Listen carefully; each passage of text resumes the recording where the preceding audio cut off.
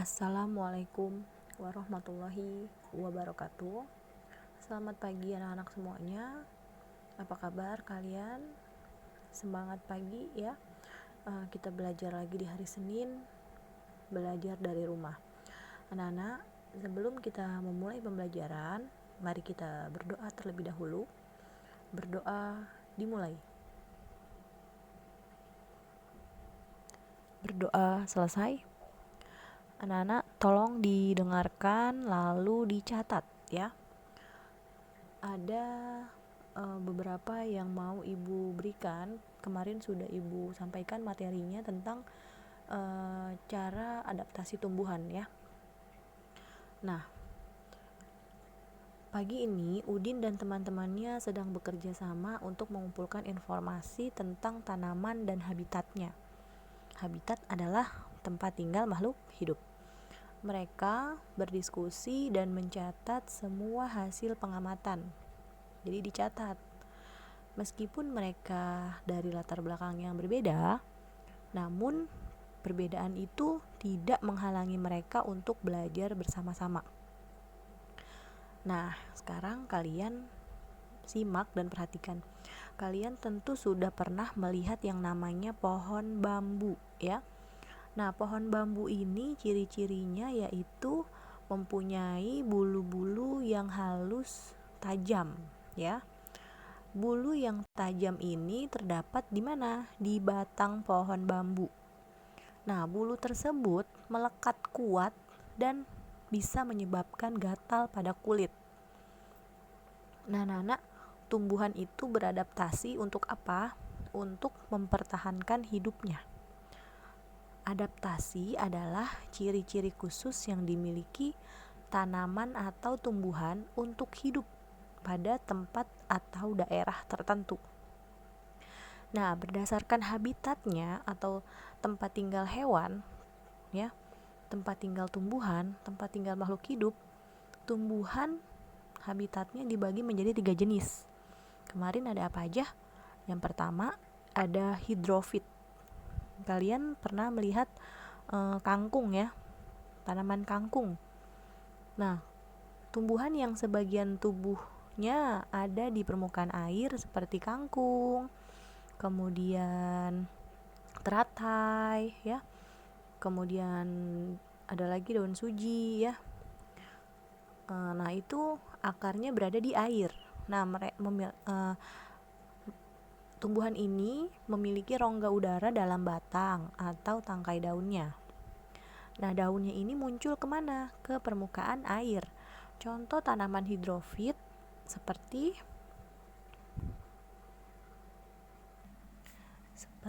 kangkung ya, kemudian teratai.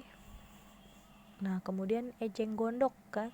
Eceng gondok ini banyak adanya di empang-empang. Nah, itu termasuk jenisnya hidrofit ya. Tumbuhannya sebagian tubuhnya ada di permukaan air dan akarnya berada di mana? Di air. Nah, selanjutnya ada higrofit. Apa higrofit? Higrofit itu artinya tumbuhan yang hidup di daerah lembab. Jadi tumbuhan yang hidup di lingkungan lembab disebut higrofit. Contoh tumbuhan higrofit adalah begonia dan tumbuhan paku ya. Terus ada juga pakis ya. Nah, tumbuhan yang hidup di daerah lembab disebut tadi apa? Higrofit. Tubuhnya ini terdiri dari bagian akar, batang, dan daun. Batangnya pada umumnya tidak tampak, tidak kelihatan karena terdapat di dalam tanah. Lalu daunnya yang muda umumnya melingkar atau menggulung ya. Nah, tadi contoh tumbuhan higrofit adalah begonia, tumbuhan paku, dan pakis ya. Nah, oleh karena hidup di tempat yang lembab, jadi penguapannya ini terjadi dengan lambat. Airnya dikeluarkan melalui struktur khusus pada daun. Nah, struktur khusus pada daun disebut yaitu stomata air. Disebut stomata air. Stomata air adalah air dikeluarkan melalui struktur khusus pada daun. Ya, itu namanya stomata air. Nama lainnya adalah hidatoda. Selanjutnya ada xerophyt ya. Xerophyt ini tumbuhan yang hidup di daerah yang kering, di lingkungan yang memiliki sedikit air, disebut xerophyt. Contoh tumbuhannya apa aja yang hidup di daerah lingkungan kering? Seperti lidah buaya, kemudian pohon kurma ya, ada di Arab, kan kering ya daerahnya. Kemudian cocor bebek, dan yang paling sering kita temui adalah kaktus ya. Berarti kaktus termasuk adaptasinya di lingkungan yang kering, atau nama lainnya adalah xerophyt ya. Nah, tumbuhan ini memiliki daun tebal, sempit, kadang-kadang berubah bentuk menjadi bentuk duri, sisik, atau bahkan tidak mempunyai daun seperti kaktus ya. Lidah buaya juga tidak memiliki daun.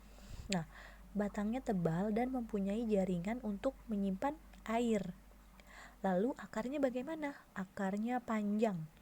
Nah, itu adalah ciri-ciri dari tumbuhan xerophyt atau tumbuhan yang di lingkungan kering yang memiliki sedikit air ya. Nah, selanjutnya ada lagi adaptasi tumbuhan di lingkungan yang miskin nitrogen. Tumbuhan yang tumbuh di lingkungan miskin nitrogen biasanya melakukan penyesuaian diri dengan cara memerangkap serangga, kemudian mencerna sebagai sumber nitrogen. Contohnya tumbuhan kantong semar dan Venus ya. Ada lagi adaptasi tumbuhan di lingkungan yang berkadar garam tinggi. Nah, disebut halofit. Tumbuhan yang hidup di lingkungan kadar garam tinggi disebut halofit. Kalau tumbuhan yang hidup di lingkungan yang memiliki sedikit air disebut xerophyt. Tumbuhan yang hidup di lingkungan lembab disebut hygrofit. Ya. Tumbuhan yang hidup di lingkungan air disebut hidrofit. Jangan sampai ketuker ya.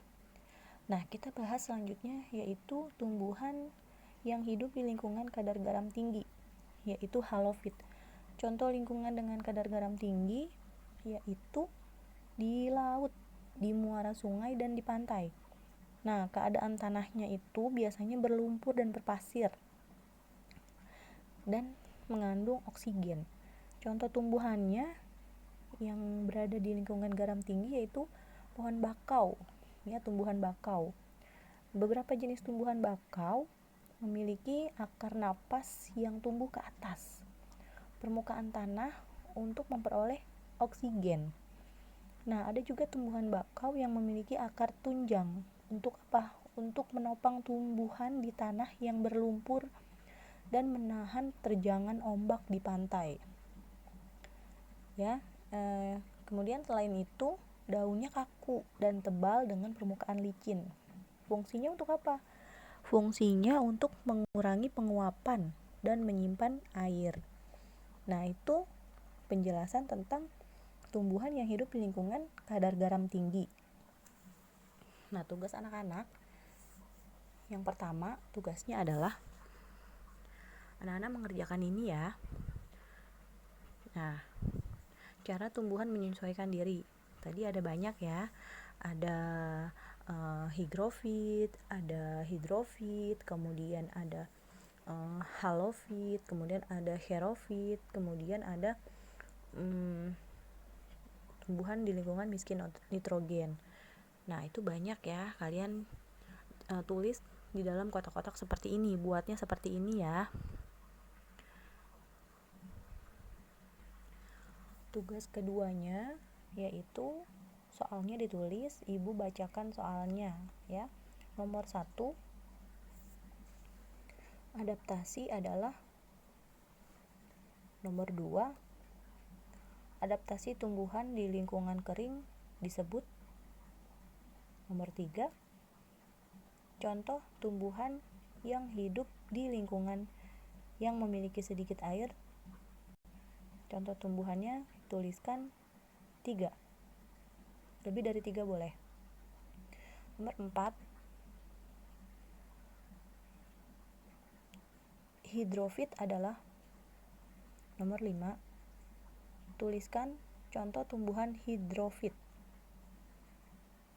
Nomor 6.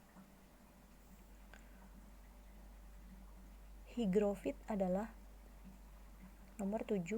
Contoh tumbuhan higrofit adalah nomor 8. Stomata air adalah nomor 9. Tumbuhan yang tumbuh di lingkungan miskin nitrogen biasanya melakukan penyesuaian diri dengan cara nomor 10. Halofit adalah nomor 11. Contoh lingkungan dengan kadar garam tinggi, lingkungannya seperti apa saja? Tuliskan 3. Nomor 12. Contoh tumbuhan yang hidup di lingkungan berkadar garam tinggi yaitu nomor 13.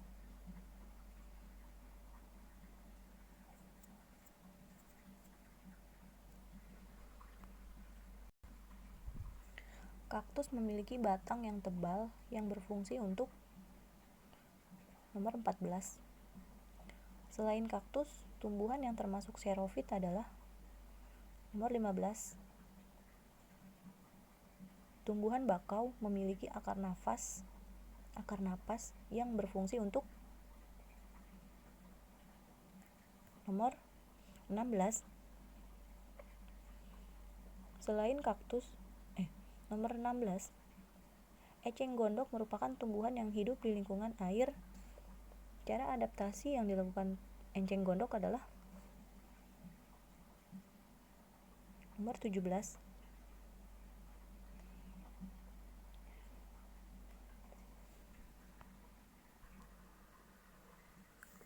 Nomor 17, tuliskan ciri-ciri tumbuhan higrofit. Nomor 18, tuliskan ciri-ciri tumbuhan xerofit. Nomor 19, pohon bambu mempunyai ciri yaitu nomor 20. Tuliskan ciri-ciri tanaman hidrofit. Selamat mengerjakan.